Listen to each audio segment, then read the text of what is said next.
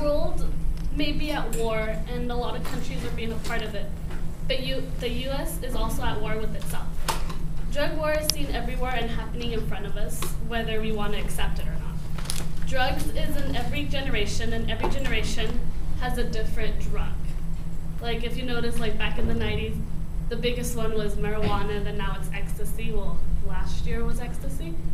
So what I'm trying to say is I want to look at it in a business perspective and look at it as an economic benefit to legalize the black market.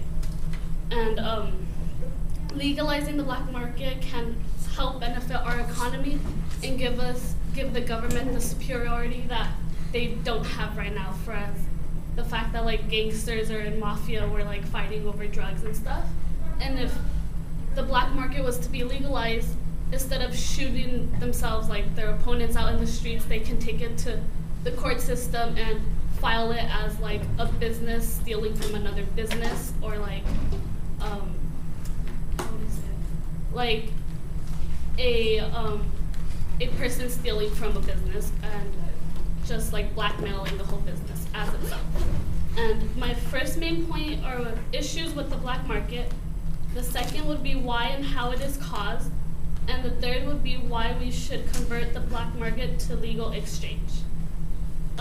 Issues with the black market, which one of the biggest ones that people see first as a negative is the influence into the younger generations. But drugs, and I guess you would say lyrics as well, isn't just the biggest influence on younger generations, for the fact that like not only do they look up to people, but what about the parents and their guidance to the child? Like a person can see drugs all over. It's been, for instance, my personal perspective was that there's the EMF like down my street sort of ish, which is a El Monte gang, and they sell drugs and stuff, but my parents and my grandparents raised me to be a part of that. So I guess it all just depends on how you're raised and what your morals and values are, which mines were education better than being out with cholos and stuff. And that's the biggest influence on the younger generation. And then cops would think if you find a drug dealer out on the street, the easiest way is to like arrest them and put them in jail. But that's the same as in a corporation, let's say Edison, an accountant is being fired. What does that leave? An open job opportunity for somebody else. So just because there's a corner that doesn't have a drug dealer right now, the next day you can find another drug dealer there, just replacing the same person with just a different source. And according to Joshua Shakes, he states in his article on why you can hate drugs and try to legalize it, published in 2010, black market brings $50 to $60 billion in boosts every year. With so much money not being taxed into people's taxes and whatnot, that our economy could have gone so much higher instead of, the whole economy going down and we're being in a recession and stuff. We could have had so much money backed up, and our taxes would have been much higher, and therefore leaving the economy down to where it is right now, because there's so much money dealing under the table that it's not looked upon as a business, whether if it was legalized or not. Because if it was legalized, you could have taxed the president could have taxed all that business and income, whereas right now it's not, so we're losing so much money without like it being scanned, I guess you would say. And then how and why issues are looked upon strongly, which is my main point for my second part, which is why and how it is caused. Fights and wars are mostly caused because there's not a civilized way to do it, which is because it is illegal and everybody does it under the table. And if it's legalized, we can take it to the court, and then you can also have the police involved with it safely and secured, because it's not being like somebody doing something and not wanting the police to be informed about it and not being controlling the situation with them. The second part is basically how in the 1930s, Al Capone was the biggest mafia, head, and he would try to smuggle in alcohol, which was their drug back then, and it still kind of is now. And however, legalizing drugs should have restrictions, which is like alcohol, not drinking and driving, and not working and being medicated and working with heavy machinery. I think if drugs were to be legalized, then they should have that same restrictions, and some drugs should have more restrictions than others. And the limit should be carried, whether it's meth, coke, heroin, ecstasy, roofies, marijuana, or did I say heroin? I think so.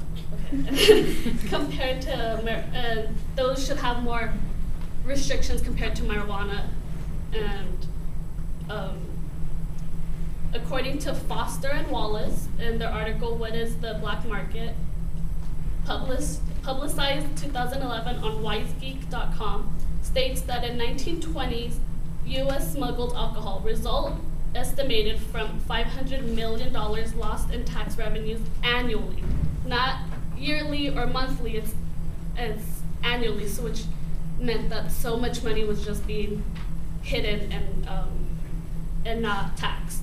And the benefits, if the black market was to be legalized, which can help GDP, which is our gross domestic product for the United States, and the government can also be a part of it and have a business with it, because as it is in Washington posted on his article, 12 Reasons Why Drugs Should Be Legalized, states that Rite Aid and Walgreens legally sell their medicated marijuana, heroin, coke, and stuff, because there's little bits and parts of it in every drug, but they don't really state that it's a drug because it's a designer antibiotic. And it is and then it can be handled civilly like alcohol. It can be taxed and run by the government, because the government can also work with doctors and scientists to try to, I guess you would say, like, tone down the income and intake a person has with each drug. And the economy and the humanity of the United States can be much more than just poverty seen on the streets. You can also have, without drugs out on the streets, it can be done in a medicated situation such as Rite Aid, Walgreens, CVS, pharmacies, and stuff. And countries have made marijuana legal, like Europe, Canada, and Belgium, legalized marijuana with restrictions and have managed to keep their country wealthy and safe as possible. If they can do it, why can't we? It's the same. Canada is a bigger country and it has different provinces and it has more than what the US may have. And if they can manage to keep their whole country safe and wealthy, then the US can too. The only thing is that the black market isn't legalized, and their marijuana black market section, I guess, in Canada is legalized. The black market can help the GDP, and although drugs are seen everywhere, we should manage to keep the black market to our benefit to enrich our economy. No drug dealers there would be no drug dealers because people can also plant it and live it off their land. And the government can also plant it instead and sell it to stores. And then stop repeating the past and start changing the economic income. Help improve the black market by legalizing.